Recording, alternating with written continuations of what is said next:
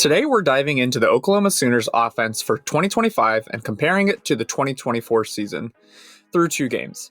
It's no secret that this offense is almost better in every way, but there is a weakness that could spell trouble when they face tougher teams. So let's break down the highs and lows and the one glaring issue that might hold them back. But before we start, please like and subscribe if you like fact-filled content about the Oklahoma Sooners. Let's start with the overall performance. This Oklahoma offense is on a different level compared to 2024. Through just 2 games in 2025, their average yards per game has doubled from 210 in 2024 to 451.5 in 2025. That's not just a step up, that's a new category of dominance. So what's driving this? The passing attack. Their average passing yards per attempt has shot up from 5.44 to 9.32. To put that in perspective, last year they were dinking and dunking with short passes. This year, they're stressing out defenses attacking them vertically with massive chunk plays. But yards aren't everything, so let's talk efficiency, with predicted points added. This stat shows how much a play contributes to scoring. In 2024, Oklahoma's PPA was a modest 0.12. This year, it's nearly tripled to 0.34. That means this offense isn't just racking up yards, they're creating real scoring chances left and right. Now, here's a catch.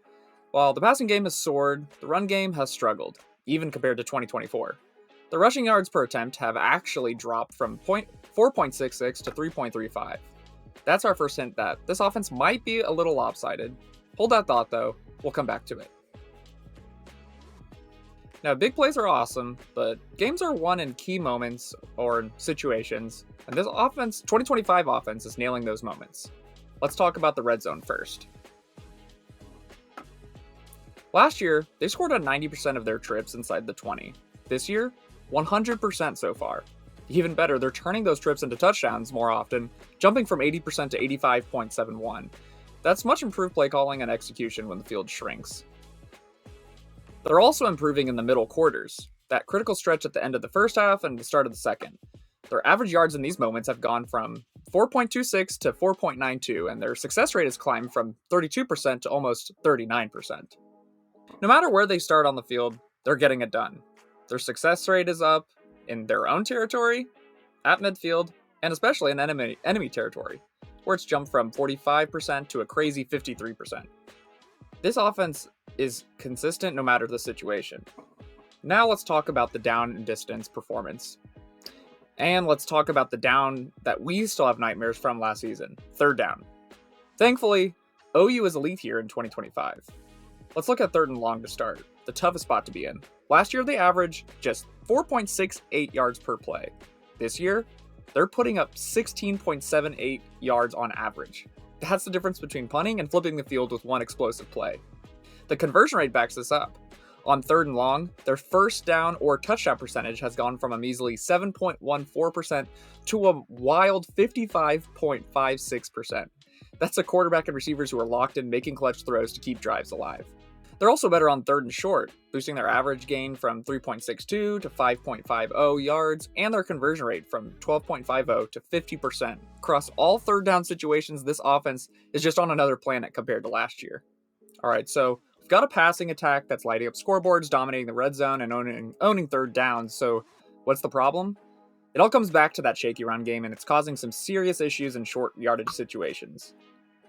We already saw the rushing yards per attempt drop from 4.66 to 3.35. That weakness is showing up on early downs. Check out first and short. In 2025, Oklahoma's averaging negative 5 yards in these spots. Negative, that's sacks, penalties, or fumbles in situations that should be gimmies. On second down, it's a mixed bag. They're crushing it on second and long with average yards jumping from 3.05 to 8.60, but in second and medium or second and short, their yards are actually down compared to last year. And it all comes to a head on fourth and short, the moment where you need to run the ball. Their conversion rate here has tanked from 37.50 in 2024 to just 28.57 in 2025. That's the stat that ties it all together. The run game's struggles are killing them in must-have situations. So what's the deal with this 2025 Oklahoma offense after 2 games? It's really a tale of two sides. On one hand, you've got a passing game that's straight up elite, more efficient, clutch in the red zone and turning third downs into highlights. But on the other hand, the run game is a real weak spot, making them a liability in critical short yardage moments. Now here's a question to ponder. Can this team continue to win or go on to win a championship by just outthrowing everyone? Or will a tough physical defense stuff the run and force them into those third and fourth and short situations where they're vulnerable? I want to hear you in the comments and see what you have to think. Is the run game a deal breaker, or is this passing attack so good it doesn't even matter? Drop your thoughts below, hit that like button if you enjoyed the breakdown, and subscribe for more deep dives like this. Till next time, keep talking ball, and I'll see you in the next one.